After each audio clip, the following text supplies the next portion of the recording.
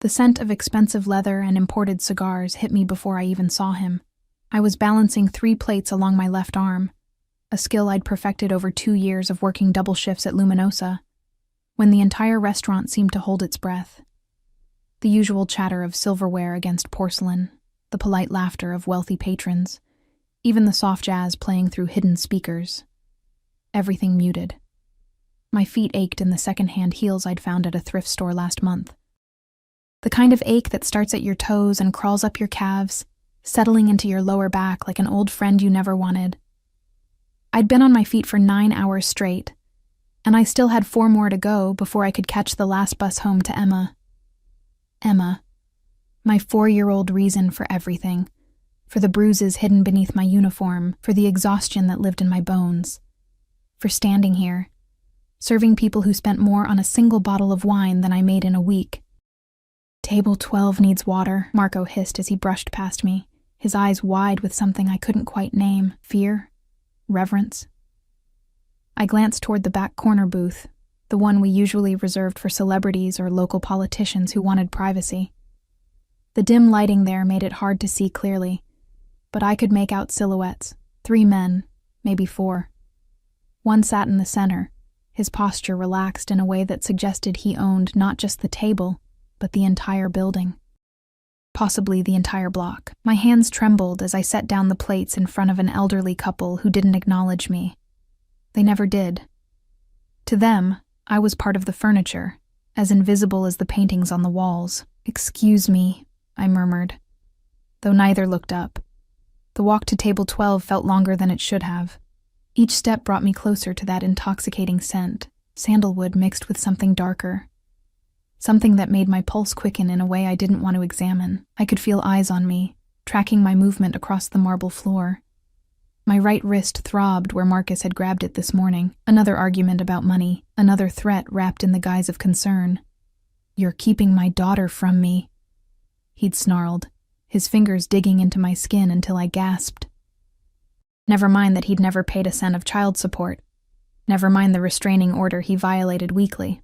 I pushed the thought away and lifted the water pitcher, my reflection distorting in its silver surface. Dark circles under my eyes, hair pulled back so tight my scalp hurt. The kind of tired that no amount of sleep could fix. "Water, gentlemen?" My voice came out steadier than I felt. 2 men flanked the booth, both built like they bench-pressed small cars for fun. Dark suits, earpieces, eyes that scanned the room constantly. Protection. Serious protection. But it was the man in the center who made my breath catch. He couldn't have been more than 35, with dark hair swept back from a face that belonged on a magazine cover rather than in a restaurant in the Bronx. Sharp jawline, olive skin, eyes so dark they looked black in the low light. He wore a suit that probably cost more than my annual rent, the kind of tailoring that whispered old money and dangerous power. Those eyes lifted to meet mine, and I forgot how to breathe. "Thank you," he said, his accent thick and smooth like honey. Italian. Definitely Italian, the kind of voice that made you want to lean closer just to hear it again. I poured water with hands that suddenly felt clumsy, hyper-aware of every sound, the liquid hitting crystal, my own breathing, the rustle of expensive fabric as he shifted slightly. "What's your name?" The question caught me off guard. "Sophie," I stammered, keeping my eyes on the task. "Don't engage. Don't make eye contact. Serve and disappear." That was the rule for tables like this. "Sophie." He repeated it like he was tasting the syllables, memorizing them. "You've been working since..." He glanced at a watch that gleamed gold in the dim light. "Since 11 this morning, I think." My head snapped up. How did he know that? I noticed things. A small smile played at the corner of his mouth, not quite reaching those dark eyes. "You favor your left leg, your right wrist. You keep rotating it like it hurts, and you've checked your phone 4 times in the last hour. Someone you're worried about?" The pitcher trembled in my hands. "I should get back to..." "Sit down." It wasn't a request. The 2 men beside him tensed slightly, but neither moved. I can't. I'm working." "Enzo." He didn't raise his voice, didn't even look away from me, but one of the guards disappeared toward the front of the restaurant, toward Marco, My manager. Please, I whispered, panic rising in my chest. I need this job. I can't. You're not in trouble. His voice softened fractionally. When did you last eat?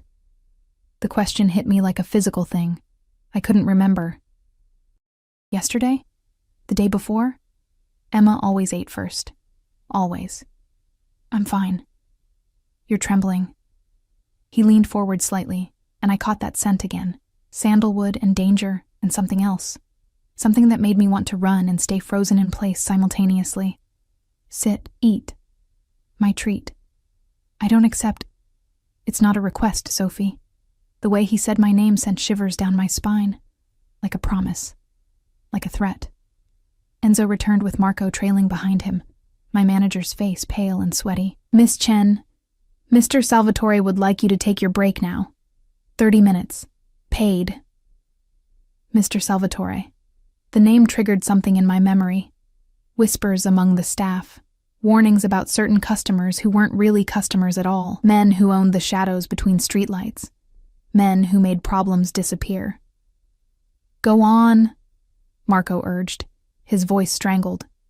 Take the break. I should have said no. Should have run. But my legs felt weak, and the room tilted slightly at the edges of my vision. When was the last time I'd slept? Really slept, not just collapsed between shifts? I sank onto the edge of the booth seat, as far from him as possible, though it wasn't far enough. His presence filled the space like smoke, impossible to escape. Bring her the special, Salvatore said, without looking at Marco, who scurried away like a frightened mouse. And espresso. No, make it tea.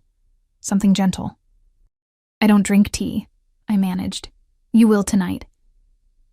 Those dark eyes studied me with an intensity that made me feel exposed, like he could see through the careful walls I'd built. You're malnourished, exhausted, and someone hurt you. It wasn't a question. My hand instinctively went to my wrist, covering the bruise. I'm fine. You keep saying that. I don't believe you. He leaned back, one arm draped casually along the back of the booth. But there was nothing casual about the way he watched me. A predator assessing prey, or something more complicated. The bruises on your wrist, they're not from work. It's nothing. Nothing. He repeated the word like it tasted bitter. A man's hands did that. I can see the finger marks even from here. So I'll ask you once, Sophie, and I want the truth. His voice dropped lower, dangerous silk wrapping around steel. Who hurt you? The room spun. Or maybe it was just me, the exhaustion, the fear, the way he looked at me like I was a puzzle he intended to solve. It all crashed together. I tried to stand, to escape this impossible conversation, but my legs wouldn't cooperate. Sophie? His voice seemed far away now. The marble floor rushed up to meet me, and the last thing I registered before darkness claimed me was the scent of sandalwood and the feeling of strong arms catching me before I hit the ground. I woke to softness. That was the first thing that registered. The feeling of expensive fabric beneath my cheek. The kind of material that didn't exist in my world of threadbare sheets and second-hand everything. My eyes fluttered open to find myself on a leather sofa in what appeared to be an office. Dark wood paneling. Bookshelves lined with volumes that looked ancient and untouched. A massive desk that gleamed under a single lamp. Easy. His voice came from somewhere to my left. I jerked upright too quickly, and the room tilted. A hand, warm, steady, pressed gently against my shoulder, guiding me back down. You fainted. Salvatore crouched beside the sofa, those dark eyes level with mine now. Up close, I could see flecks of gold in the brown, could count the fine lines at the corners that suggested he smiled more than his current expression indicated. How long since you've eaten properly? I need to get back to work. My voice came out raspy. Marco will do exactly as he's told. There was steel beneath the silk of his words. And right now, he's been told you're taking the rest of the night off. Paid. I tried to sit up again, and this time he allowed it, though his hand remained close, ready to catch me if I fell. I can't afford. You're not listening. He rose smoothly, moving to the desk where a tray sat, the tea he'd ordered, steam still rising from the cup, and a plate of food that made my stomach clench with hunger. You fainted in my presence. That makes you my responsibility. I'm not anyone's responsibility. No. He picked up the tea, brought it to me. When I didn't take it, he wrapped my fingers around the warm porcelain himself. His touch was careful, deliberate, and I noticed how his thumb brushed over the bruise on my wrist. So light I almost didn't feel it, but the darkness that flashed across his face told me he'd felt it. Drink. I drank because arguing seemed to require more energy than I had. The tea was perfect. Not too hot, slightly sweet, with a hint of honey and something floral. It spread warmth through my chest, loosening the tight knot that had lived there for months. Better?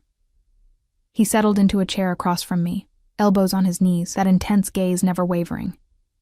Why do you care? The question escaped before I could stop it. Because you fainted at my feet looking like someone's been slowly killing you. And I'm curious why a woman who can barely stand still works a double shift. He tilted his head slightly. Also, you have kind eyes. Sad, but kind. I find that interesting. Something about the way he said interesting made heat crawl up my neck. The food. He nodded toward the tray. Eat.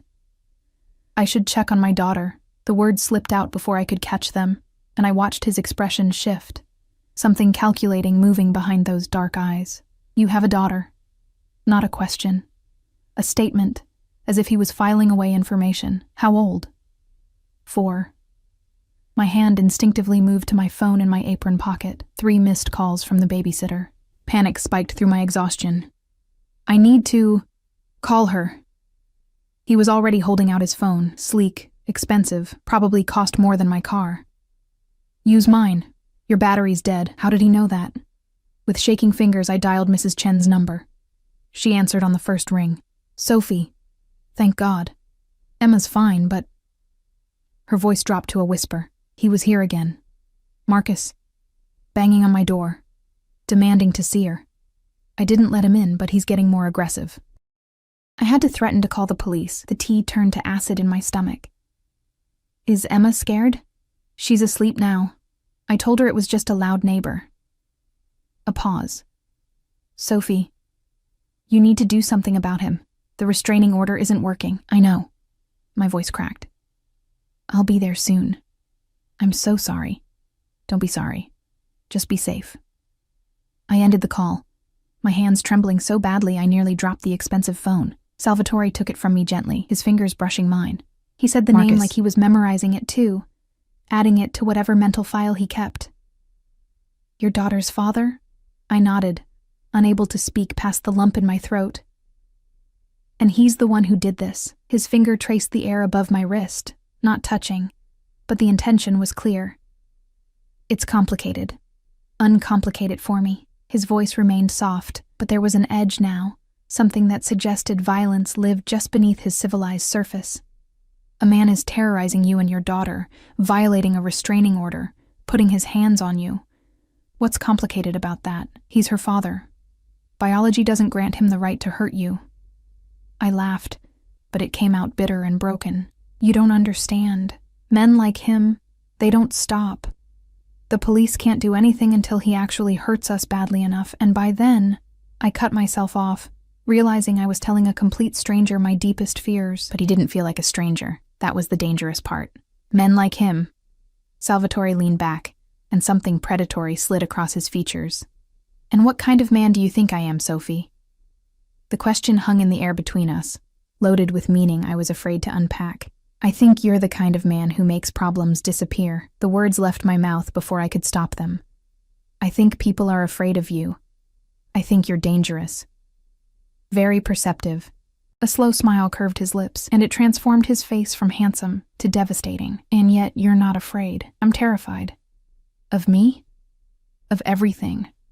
The admission felt like stripping myself bare. Of losing my job. Of Marcus getting custody. Of not being enough for Emma. I stopped, pressing my palms to my eyes. I'm sorry. You don't need to hear this. What if I want to?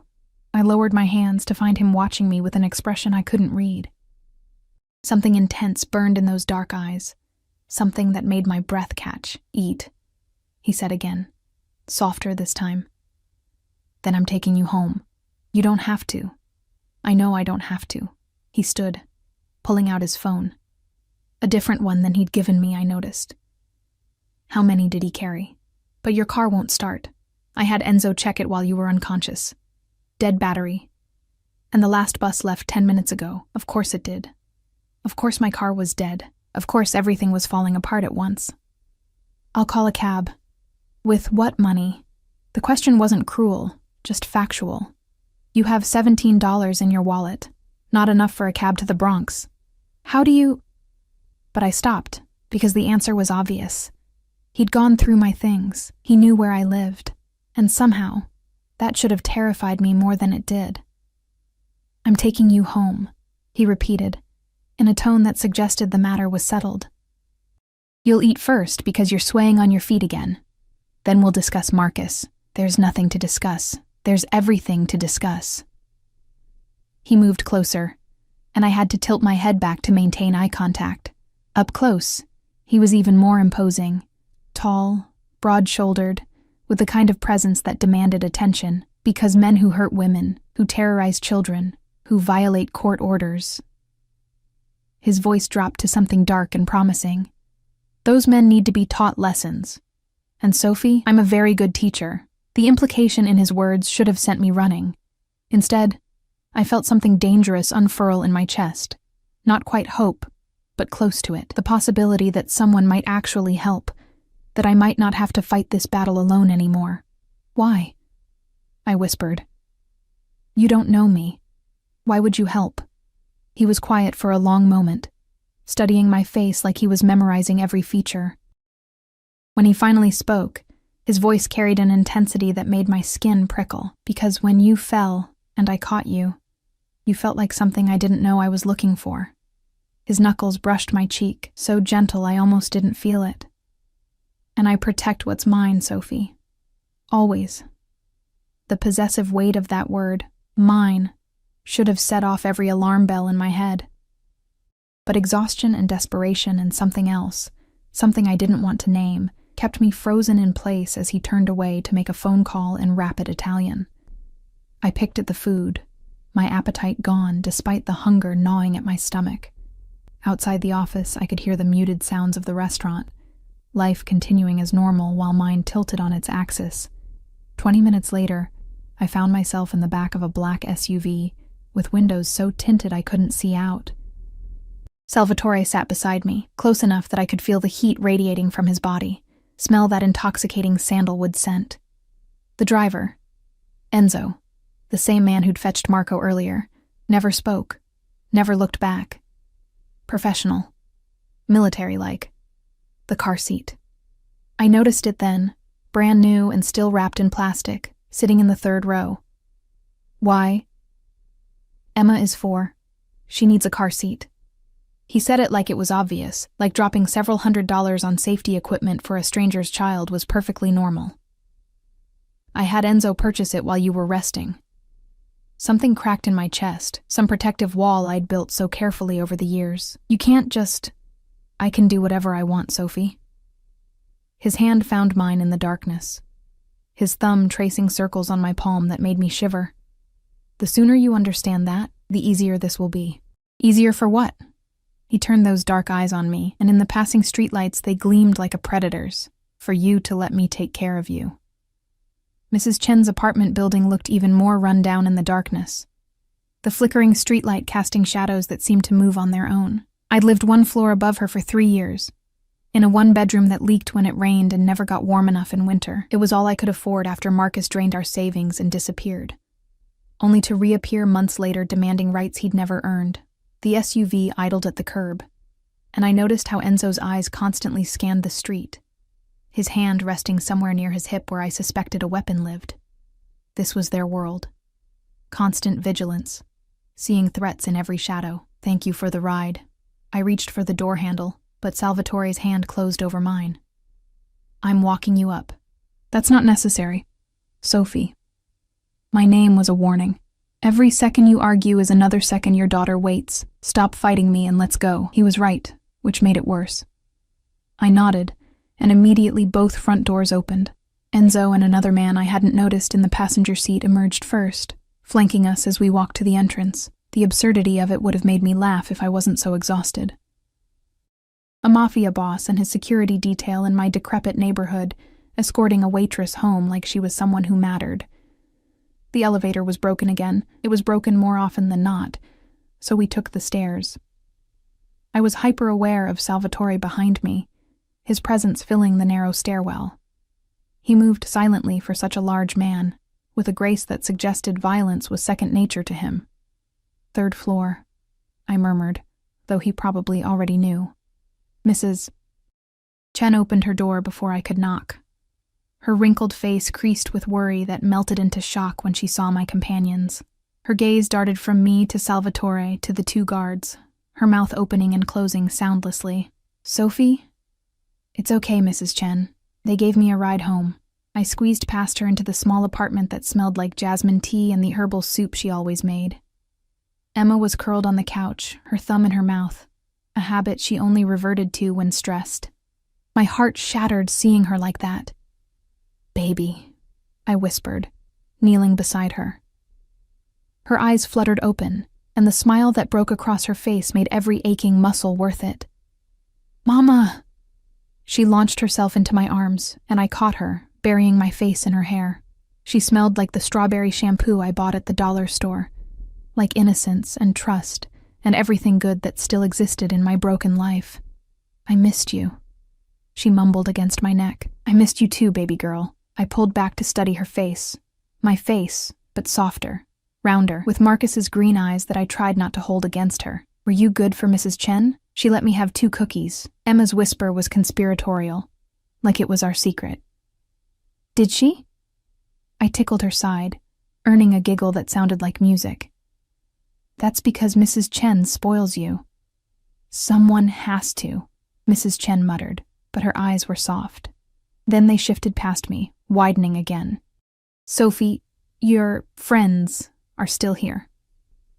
I'd forgotten about them, which seemed impossible given how Salvatore's presence dominated any space he occupied. I turned to find him standing just inside the doorway, his guards having stayed in the hall. He was looking at Emma with an expression I couldn't quite read. Calculation, yes, but something else. Something almost tender. "Who's that?" Emma whispered, half hiding behind me. "That's Mr. Salvatore. He helped Mama tonight, like a superhero." Her eyes went wide with childish wonder. Salvatore's lips twitched, almost smile that transformed his severe features. "Something like that, Piccola." "What's Piccola?" Emma stumbled over the unfamiliar word. "It means little one." He crouched down, bringing himself to her eye level, and I watched my daughter study him with the brutal honesty only children possessed. "You have your mother's smile. Mama says I have my daddy's eyes." Emma's voice dropped, and I felt her tense against me. "But I don't like him very much. He yells." The temperature in the room seemed to drop 10 degrees. When I glanced at Salvatore, his face had gone carefully blank, which somehow seemed more dangerous than anger would have been. "Does he?" It wasn't a question. "Emma, baby, why don't you go get your backpack? We need to go home." I needed to end this conversation before my 4-year-old revealed more than I wanted anyone to know. "Can Mr. Superhero come too?" Emma looked up at Salvatore with those trusting eyes that had never learned to fear strangers, because I'd tried so hard to keep the darkness of our situation from touching her. "I don't think—" I started. "I'd like that very much," Salvatore said, his voice gentler than I'd heard it. "If your mama says it's okay." Emma's pleading eyes turned to me, and I knew I'd lost this battle before it began. "Please, Mama. Just for a little bit." Every instinct screamed this was a terrible idea, that letting this dangerous man deeper into our lives would only lead to pain. But exhaustion and that treacherous spark of hope made me nod. "Just for a few minutes," Emma squealed, running to gather her things, while Mrs. Chen cornered me in the kitchen. "Sophie Chen, what are you thinking?"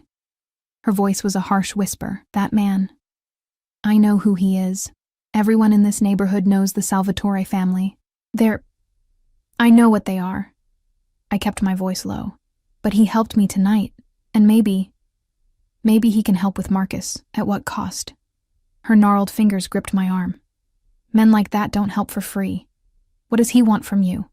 I didn't have an answer to that, or maybe I did, and I wasn't ready to examine it too closely. The walk up one flight of stairs became a production. Enzo went first, checking the hallway like we were entering a war zone.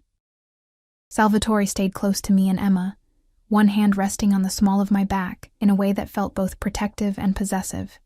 Emma chattered the whole way, telling him about her preschool and her best friend Maya, and the goldfish she desperately wanted but we couldn't afford. My apartment looked even more pathetic through his eyes. The peeling paint, the secondhand furniture, the toys carefully organized in milk crates because we couldn't afford proper toy boxes. But Emma didn't notice. She dragged him to her corner of the living room where her small collection of books waited. "This one's my favorite," she announced, holding up a battered copy of a fairy tale book. "Mama reads it every night." "Does she?" Salvatore settled onto the floor with a grace that seemed impossible for a man in a suit that expensive. He took the book, and I noticed how careful he was with it, how his large hands cradled the worn pages. "Will you read it to me?" Emma beamed, climbing into his lap with the fearlessness of a child who'd never been hurt by a man. My throat tightened watching them, this powerful, dangerous man letting my daughter use him like furniture. Pointing at pictures and narrating in her enthusiastic, grammatically creative way. I should have stopped it. Should have pulled Emma away and ended this bizarre scene. Instead, I found myself moving to the kitchen, putting on water for tea I couldn't afford to offer, but would anyway, watching them through the doorway. "Your daddy," Salvatore said, during a pause in Emma's narration. "He comes here sometimes?" Emma's smile faded. "He's loud, and he makes Mama cry." "I see." His hand smoothed over her hair, the gesture so natural it made my chest ache. "And that makes you sad. I don't like when Mama cries." Emma's voice went small. "She thinks I don't hear, but I do. She cries at night sometimes." I pressed my fist to my mouth, fighting back the tears that threatened. I'd tried so hard to shield her, to be strong where she could see. Apparently, I'd failed at that too. "Well," Salvatore's voice carried to the kitchen, steady and sure. "I don't like when your mama cries either, so maybe we should make sure that doesn't happen anymore. What do you think?" "How?" Emma's question was so earnest, so full of desperate hope. "Let me worry about that, Piccola. That's what grown-ups do. We solve the big problems so little girls can focus on important things like goldfish and fairy tales." I returned with tea, my hands shaking slightly as I set the chipped mugs on the coffee table. Salvatore had moved to the couch, and Emma was showing him her collection of drawings, stick figures that supposedly represented our family, though Marcus was noticeably absent from most. "Mama, can Mr. Salvatore stay for dinner?" Emma looked between us hopefully. "Baby, it's already past your bedtime, and I haven't even—" "Pizza," Salvatore said, already pulling out one of his phones. "What does Emma like?" "You don't have to." "Cheese," Emma bounced excitedly. "With extra cheese." He was already dialing, ordering in that fluid Italian before switching to English to specify delivery to this address, this apartment. Extra cheese pizza, breadsticks, something called tiramisu, that made Emma's eyes go wide when he described it. "Mr. Salvatore, Dante." He met my gaze over Emma's head. "You should call me Dante." The intimacy of a first name felt like crossing a threshold I couldn't uncross. "I can't let you buy us dinner. You've already done too much. You can't stop me either." There was amusement in his voice, but underneath, that steel remained. "Considerate payment for the privilege of your daughter's company. She's quite enchanting." Emma preened under the compliment, and I felt control of this situation slipping further through my fingers. The pizza arrived 20 minutes later, delivered by a nervous young man who took one look at Enzo in the hallway and nearly dropped the boxes. Dante paid him what had to be a ridiculous tip, based on the kid's stunned expression. We ate on the floor because my table only fit 2 chairs, and somehow it felt natural having him there. This dangerous man in his expensive suit, sitting cross-legged on my threadbare carpet, letting my daughter steal pepperoni from his slice while he pretended not to notice. "Bedtime," I announced when Emma started yawning, her eyelids drooping despite her protests. "But Mama—" "No buts," School tomorrow. I stood, holding out my hand. Emma looked at Dante with those pleading eyes. Will you come back? The question hung in the air, and I held my breath waiting for his answer. Part of me hoped he'd say no, that this strange interlude would end and life would return to its miserable normal. The other part, the traitorous part, hoped for something else entirely. If your mama allows it, his eyes found mine, dark and intense and full of unspoken promises. Would you allow it, Sophie? I should have said no, should have thanked him for his help and closed this door firmly. Instead, I heard myself whisper, yes. 3 days passed before I saw him again. 3 days of jumping at every sound, checking over my shoulder, expecting Marcus to appear like he always did, angry and demanding, and ready to make my life smaller, but he didn't come. Not to the restaurant where I worked my shifts in a haze of confusion and anticipation. Not to Mrs. Chen's door, banging and yelling. Not even a single threatening text message. The silence was more unsettling than his usual harassment. You look different, Maria commented during our Friday night shift, nudging me with her hip as we folded napkins. She was the closest thing I had to a friend at Luminosa. A single mother like me, though her kids were older, and her ex-husband paid his support on time. Did you get some sleep or something? Something like that? I couldn't explain the way my phone felt heavy in my pocket, how I'd catch myself checking it for messages that never came. Dante had taken my number before he left that night, his fingers brushing mine as he programmed it into yet another phone. In case you need anything, he'd said, and the weight of those words had kept me awake more than Emma's occasional nightmares. Table 7 is asking for you specifically, Marco said, appearing with that nervous energy he'd carried since the night I fainted. VIP section. My heart stuttered. I knew before I turned around, before I saw the familiar black-clad guards flanking the corner booth. He was back.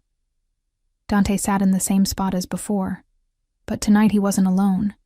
A woman occupied the seat beside him, stunning in that effortless way that money and genetics combined to create. Sleek dark hair, designer dress, jewelry that caught the light with every movement. She leaned close to him, her manicured hand on his arm, saying something that made him nod, something cold and sharp twisted in my chest. Jealousy. Ridiculous, misplaced jealousy for a man I'd met once, who'd bought my daughter pizza and disappeared for 3 days. I forced my feet to move, carrying a water pitcher like armor. Good evening. Can I get you started with Sophie? The way Dante said my name silenced everything else. His eyes found mine, and the woman beside him went still, her gaze sharpening as she looked between us. Come here. It wasn't a request. It never was with him. I approached slowly, hyper-aware of the woman's assessing stare, the way her red lips curved into something that wasn't quite a smile. This is Isabella Marchesi, Dante said, his hand moving from where Isabella had placed it on his arm. The gesture was subtle but unmistakable. A dismissal. My cousin. She's visiting from Milano. Cousin. The relief that flooded through me was embarrassing in its intensity. Ah, so this is Sophie. Isabella's English carried the same musical accent as Dante's, but hers held notes of amusement. Dante has spoken of little else since Tuesday. I was beginning to think you were a ghost. Basta, Dante said quietly, but Isabella laughed. He's been very distracted, she continued, ignoring his warning. Making phone calls at all hours, having people followed. You've caused quite the disruption to his schedule. Isabella. This time there was steel in his voice. I'm just teasing, cousin. She waved a dismissive hand, but her dark eyes studied me with an intensity that reminded me of Dante's. Though I am curious what makes a waitress so fascinating to a man who typically only notices threats or opportunities. Perhaps I'm both, I said before I could stop myself. Isabella's eyebrows rose, and then she laughed. A genuine sound of delight. Oh, I like her. She has spine. Dante, you didn't mention the spine. I need to speak with Sophie, Dante said, standing in one fluid movement. Alone. Order whatever you want. Everything, then, Isabella replied cheerfully, but her eyes remained sharp on me as Dante guided me away from the table with a hand on my lower back. We ended up in the same office as before, the door closing with a quiet click that seemed to seal us off from the rest of the world. The scent of sandalwood enveloped me, mixed with aged leather and something else. Tension. thick and electric. "You've been avoiding my calls," he said, moving to lean against the desk. "You never called." "I sent 12 text messages." I pulled out my phone, the screen lighting up to show 0 notifications. "I didn't get any." He took my phone gently, his fingers brushing mine in that deliberate way that sent heat racing up my arm. A few taps, and his jaw tightened. "Your number is blocked. Someone changed your settings to filter unknown contacts. Marcus." It had to be Marcus. He'd grabbed my phone 2 weeks ago during one of his visits, claiming he needed to update his contact information so I couldn't ignore him. I'd been so focused on getting him to leave that I hadn't thought to check what else he might have done. "That's why you didn't respond." Dante's voice had gone soft in that dangerous way I was learning to recognize. He was furious, but not at me. "I thought—" He stopped, his hand running through his hair in a gesture that seemed uncharacteristically uncertain. "Never mind what I thought. What did you think?" The question came out quieter than intended. His eyes met mine, and the intensity there stole my breath. "That you'd reconsidered letting me into your life. That you'd realized what I am and decided to run." He pushed off the desk, closing the distance between us until I had to tilt my head back to maintain eye contact. "Would have been the smart choice. I'm not very smart lately." My voice sounded breathy, unfamiliar. Smart would be keeping my distance from a man whose cousin jokes about him having people followed. I did have him followed. No apology in his tone, no shame. "Marcus, your ex. I wanted to know what kind of man puts his hands on a woman.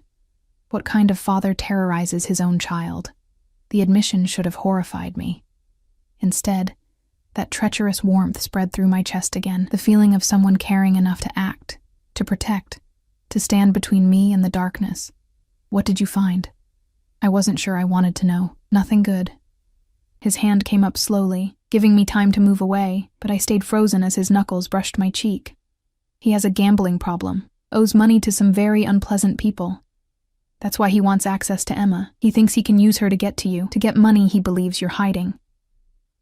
"I don't have any money. I can barely afford." "I know." His touch moved to trace the line of my jaw. Feather light. Devastating. "I know everything, Sophie. The double shifts. The late rent payments. The fact that you haven't bought yourself new shoes in 8 months despite those heels killing your feet. The restraining order he violates weekly while police do nothing because he's never hurt you badly enough to warrant arrest. You investigated me. It should have felt like a violation. Somehow it just felt like being seen. I told you, I noticed things. And what I noticed was a woman barely holding on, drowning slowly while no one bothered to throw her a lifeline." His other hand came up, cupping my face between his palms. "So, yes, I investigated, because I needed to understand what I was dealing with, what you were dealing with, and now that you know." My hands had somehow found their way to his chest, feeling the solid warmth of him beneath expensive fabric. "What happens now?" "Now?" His thumb traced my lower lip, and my breath caught. "Now I make him disappear." The words hung between us, a promise and a threat, and something that should have terrified me. "Dante, I can't ask you to." "You're not asking. I'm telling you how this ends." He leaned closer, his breath warm against my forehead. "Men like Marcus, they don't respond to restraining orders or police warnings. They respond to fear, to consequences they can't ignore. So I'm going to give him consequences, Sophie. I'm going to make him understand that touching you again means facing something far worse than any court system." "You're talking about—" I couldn't say it out loud, couldn't give voice to what he was offering. "I'm talking about protecting what's mine." There was that word again. Mine. Possessive and absolute, because that's what you are now, whether you've realized it yet or not. You and Emma both. Mine to protect. Mine to provide for. Mine to keep safe from men who don't deserve to breathe the same air. We barely know each other. The protest was weak, undermined by the way I swayed toward him. I knew enough the moment you fell into my arms. His forehead pressed against mine, and I could feel the tension radiating off him, coiled violence barely restrained. I knew I'd burn down the world before I let anyone hurt you again. That's not rational, Sophie. That's not normal. But nothing about what I feel when I look at you is rational or normal. What do you feel? I whispered, terrified of the answer. Possessive. The word was a rumble in his chest. Obsessive. Like I found something that was always meant to be mine but got lost along the way. His hands tightened fractionally on my face. Like if another man looks at you too long, I'll remove his eyes. Like the thought of you going home alone to that apartment, vulnerable and unprotected, makes me violent. That's not... I struggled for words. That's not healthy. No, he agreed easily. It's not. But it's honest. And I won't lie to you about what I am, Sophie. I'm not a good man. I'm not safe. I'm possessive and jealous and dangerous, and getting involved with me will complicate your life in ways you can't imagine. His lips brushed my forehead, achingly gentle despite his words. But I'll also keep you safe. I'll make sure Emma has everything she needs. I'll eliminate every threat, solve every problem, remove every obstacle between you and the life you deserve. At what cost? My voice cracked. What do you want from me? Everything. No hesitation. Your trust. Your time. Eventually, if I'm patient enough. Your heart. His hand slid down to my shoulders, steadying me. But we'll start smaller. Let me take you to dinner. A real dinner. Not serving tables while I watch. Let me spend time with you and Emma. Let me show you what having someone in your corner looks like. And Marcus? Let me worry about Marcus. The darkness that crossed his face made me shiver. By this time next week, he won't be a problem anymore. Dante, don't ask me questions you don't want answered. His thumb pressed against my lips, silencing me. Just trust that I'll handle it. Can you do that? I should have said no. Should have walked away from this man who spoke of possession and violence like they were romantic gestures. But Emma's face flashed through my mind. Her fear when Marcus appeared, her tears when she heard me crying, her desperate hope that someone would make it stop. Okay, I whispered against his thumb. Okay? He pulled back enough to search my face.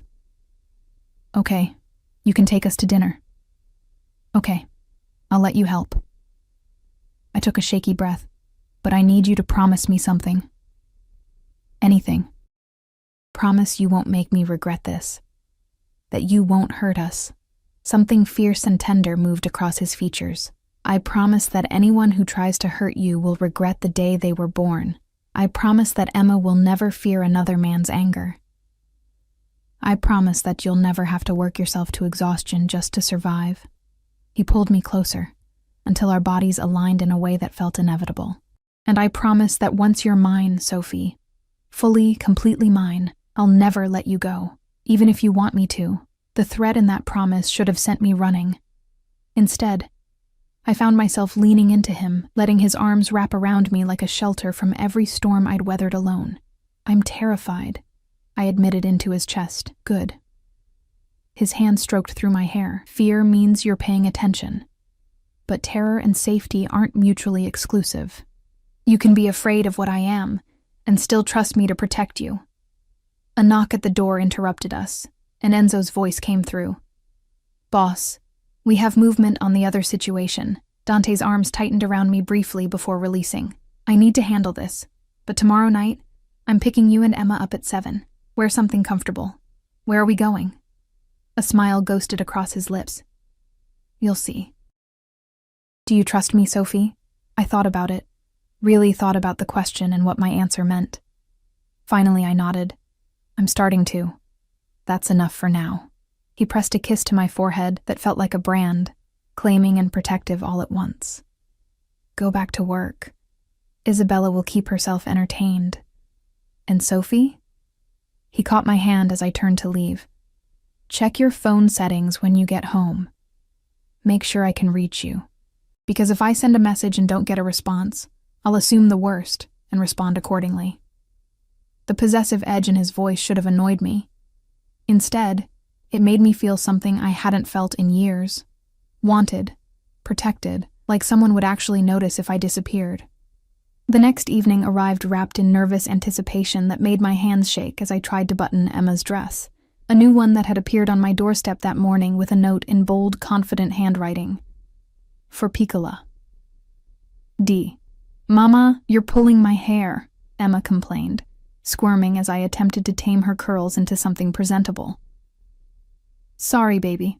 I'm just nervous. Terrified. Excited in a way that felt dangerous. I want you to look pretty, mister. Dante likes me anyway, she said, with the confidence of a 4-year-old who'd been showered with attention. He said I'm enchanting. She'd been talking about him nonstop since pizza night, weaving him into her elaborate make-believe games as the hero who solved problems and made people smile. Children had instincts about these things. They could sense danger better than adults sometimes. And Emma had taken to Dante like he was safety personified. Maybe she saw something I was still afraid to trust. The knock came at exactly 7. Punctual in a way Marcus never had been. I opened the door to find Dante in dark jeans and a charcoal sweater that probably cost more than my monthly rent, but looked casual enough to pass as normal, almost. Nothing about him would ever read as normal. Not with that predatory grace, those eyes that tracked every movement, the barely contained power that radiated from him like heat. Sophie. His gaze traveled over me slowly, taking in the simple black dress I'd agonized over. My only nice outfit that wasn't stained or worn through. Beautiful. The word landed like a physical touch, warming my skin. Mr. Dante. Emma launched herself at him with zero hesitation, and I watched this dangerous man catch my daughter, lifting her like she weighed nothing. Ciao, Piccola. Look at you. Is this a new dress? You sent it, Emma beamed. Mama said we should say thank you, but she said we can't keep taking your presents. But I really wanted to keep it because it has pockets. She demonstrated, shoving her hands into the sides of the dress. See, pockets are very important, Dante agreed seriously, though his eyes found mine over her head, amused and warm. Your mama is right that you should say thank you. But she's wrong about not keeping presents. When someone gives you a gift, Piccola, it's because they want you to have it. Refusing would hurt their feelings. Oh. Emma's face scrunched in concentration. I don't want to hurt your feelings. So, thank you? Prego, he set her down gently. Now, are you ready for an adventure? What kind of adventure? Her eyes went wide. The kind with gelato. Emma gasped like he'd promised her the moon, and I couldn't help smiling despite my nerves. He'd known exactly what to say to win her over completely. The SUV waited downstairs, Enzo at the wheel, another guard in the passenger seat. But tonight felt different. Less like being escorted and more like being courted. Dante helped Emma into her new car seat before handing me into the back, with a touch that lingered on my waist. Where are we going? I asked as we pulled into traffic. Somewhere Emma can be loud and messy, and you can relax. His hand found mine in the space between us, fingers threading through mine like it was natural, like we'd done this 1,000 times before. I own a restaurant in Little Italy, closed it for the evening. You closed an entire restaurant? My voice came out higher than intended. I wanted you to be comfortable, not worried about Marcus showing up or anyone bothering us. His thumb traced circles on my palm. Plus, the chef makes the best carbonara outside of Roma, and I thought Emma might enjoy making her own pizza. I can make pizza, Emma practically vibrated with excitement. Chef Marco is waiting to teach you. Dante smiled at her enthusiasm. He has 3 daughters. He's very patient. The restaurant was tucked on a quiet street, its exterior unassuming but elegant. Inside, it was all warm wood and soft lighting, with photographs of Italian countryside covering the walls. A round man in chef's whites appeared immediately, greeting Dante in rapid Italian before switching to accented English for Emma. So you are the Piccola Principessa I've heard so much about. Chef Marco's smile crinkled his whole face. Come, come, we make the best pizza you ever taste. You like pepperoni? Emma looked to me for permission, and at my nod, she took the chef's offered hand and disappeared into the kitchen, chattering away about her very specific pizza requirements, leaving me alone with Dante in an empty restaurant. You didn't have to do all this, I said quietly. I wanted to. He guided me to a table set for 2, complete with candles and wine glasses that caught the light. You spend your life serving others, Sophie. Taking care of Emma, working yourself to exhaustion. When do you get taken care of? I manage. You survive. He poured wine. Something red that probably cost more than I made in a week. There's a difference. I want to show you what it's like to do more than just survive. By closing restaurants and buying dresses and... I gestured helplessly. This isn't real life, Dante. I don't even know what this is. This is me courting you. He said it simply, like it was obvious. Showing you what being with me looks like. Proving I can provide for you and Emma. Making you understand that you don't have to do everything alone anymore. And what do you get out of it? The question had been eating at me since that first night. I lowered my voice even though we were alone. You're a powerful man. You could have anyone. Why me? Why a broke single mother with more problems than solutions?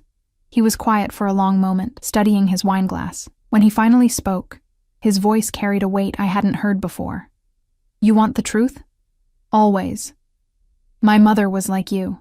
The admission came slowly, like each word cost him. Young, beautiful, trapped with a violent man who saw her as property. She died when I was 12. He beat her to death over a broken plate. His jaw clenched. I was in the next room and I couldn't stop it. Couldn't save her. My hand moved without conscious thought, covering his. Dante. I swore that day I'd never let another woman suffer like she did. That if I ever had power, I'd use it to protect the vulnerable, to punish men who hurt those weaker than them. His eyes met mine, raw with old pain. So when I saw you, exhausted, bruised, trying so hard to be strong while falling apart, I saw her. And I saw a chance to do what I couldn't do at 12 years old. I'm not a redemption project. I needed him to understand that. No. He turned his hand over, gripping mine. You're not. Because somewhere between catching you when you fainted and watching you with Emma, this stopped being about redemption and became about wanting, needing. You make me feel things I've spent 20 years avoiding, like maybe I could be something other than what my father made me. What did he make you? A monster in an expensive suit. No self-pity in the statement, just fact. But when Emma looks at me like I'm a hero, when you trust me despite knowing what I am, it makes me want to be the man you both see. Food appeared then, brought by silent servers who vanished as quickly as they came. We ate while Emma's laughter echoed from the kitchen, the sound a bright thread weaving through our heavy conversation. What happened to Marcus? I finally asked. You said you'd handle it. I did. He cut into his steak with precision. He's been relocated. Las Vegas, specifically. There's a casino there that needed someone to settle a substantial debt through labor. He'll be working it off for the next 5 years, under supervision that ensures he never leaves Nevada and never contacts you again. I should have asked more questions, should have demanded details about how he'd made that happen. Instead, I felt a weight lift from my shoulders that I'd been carrying so long I'd forgotten what breathing freely felt like. What if he tries to come back? He won't. There was absolute certainty in Dante's voice, because I made it very clear what would happen if he did. And unlike the court system, Sophie, I follow through on my promises. I'm talking about protecting my family. He reached across the table, catching my chin gently. That's what you are now. You and Emma. Mine to protect. Mine to care for. And I take care of what's mine. Before I could respond, Emma burst from the kitchen carrying a pizza that was more cheese than anything else. Chef Marco trailing behind with an indulgent smile. Mama, look! I made it myself. Her face was smudged with flour, her new dress somehow still pristine beneath the apron they'd given her. It's beautiful, baby. I pulled her close, breathing in flour and tomato sauce and happiness. We ate her creation, which was actually delicious despite its lopsided appearance, while Emma regaled us with every detail of the pizza-making process. Dante listened like she was describing nuclear physics, asking questions that made her feel important, and heard. This was dangerous, I realized, not the violence he was capable of or the criminal empire he controlled. This, watching him be gentle with my daughter, seeing him look at me like I was precious, feeling safe for the first time in years, this was the real danger, because I could get used to this, could let myself depend on him. And then what happened when he inevitably realized we weren't worth the trouble? Stop, he said quietly, while Emma was distracted by gelato. 3 scoops, different flavors, in a bowl bigger than her head. Stop what? Thinking of reasons this won't work. I can see it on your face. You're trying to find the exit before you're all the way in. He leaned closer. I told you, Sophie. Once you're mine, I don't let go. You think I'd go through all this trouble just to walk away? People leave. My voice cracked. Marcus left. My parents left. Everyone eventually. I'm not everyone. He cupped my face, forcing me to meet his eyes. I'm the man who's going to wake up next to you for the rest of your life. Who's going to walk Emma down the aisle someday and threaten any boy who looks at her wrong? Who's going to grow old with you and probably drive you insane with how possessive I am? Because that's what forever means in my world. Actual forever. We've known each other a week. I knew in one night. His thumb brushed away a tear I hadn't realized had fallen. The rest is just details, so stop fighting this, amore mio. Stop trying to convince yourself you don't deserve to be happy. Let me give you everything. I don't need everything. I just need... The words stuck in my throat. What? What do you need? To feel safe. To not be afraid all the time. To believe that someone will still be there tomorrow. My voice dropped to a whisper. To believe you when you say forever. Then believe me. He kissed my forehead, my cheek, the corner of my mouth. Gentle touches that promised protection and passion in equal measure. Believe that I'll move heaven and earth to keep you safe. That I'll eliminate every threat, solve every problem, provide everything you and Emma need. Believe that loving me might be complicated and dangerous and messy, but it's also the safest thing you'll ever do. Loving you? The words escaped before I could stop them. Eventually.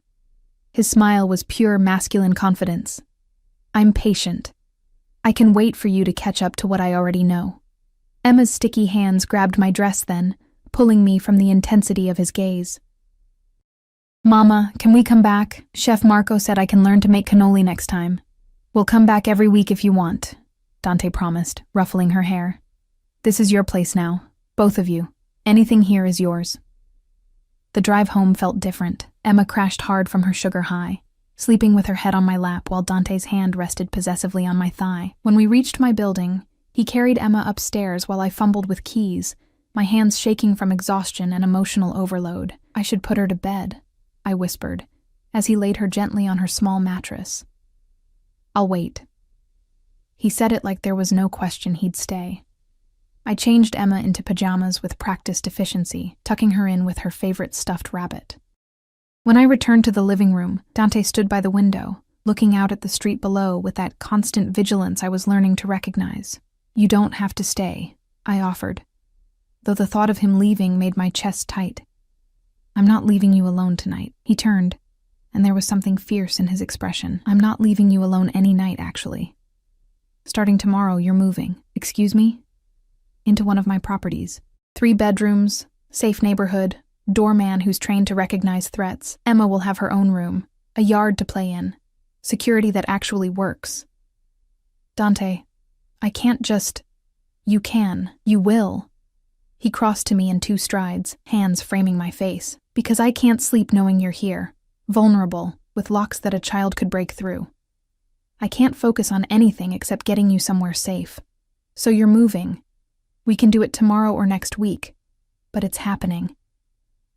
You're very bossy. The complaint lacked heat. You're very stubborn. His lips quirked. We're going to have interesting arguments. Is that what we're doing? Arguing? No. He kissed me then, soft and claiming and full of promise. We're negotiating our future, and I always win negotiations. I should have pushed back. Should have insisted on independence and boundaries and all the things I'd sworn I needed. Instead, I kissed him back, letting myself fall into the safety of his arms, the certainty of his promises, the dangerous comfort of being claimed by a man who made problems disappear. Say yes, he murmured against my lips. Say you'll let me take care of you. Say you'll trust me. Yes. The word felt like surrender and victory all at once. Yes to all of it. His smile transformed his face, making him look younger, lighter. No taking it back, Sophie. You're mine now. I know. And I did. For better or worse, I'd let this dangerous man into my life. into my daughter's life, into the carefully guarded space around my heart. What happens now? Now. He pulled me closer, his forehead resting against mine. Now I show you every day what it means to be loved by a monster who would burn the world down to keep you safe. Now we build a life together. Now you finally stop surviving and start living.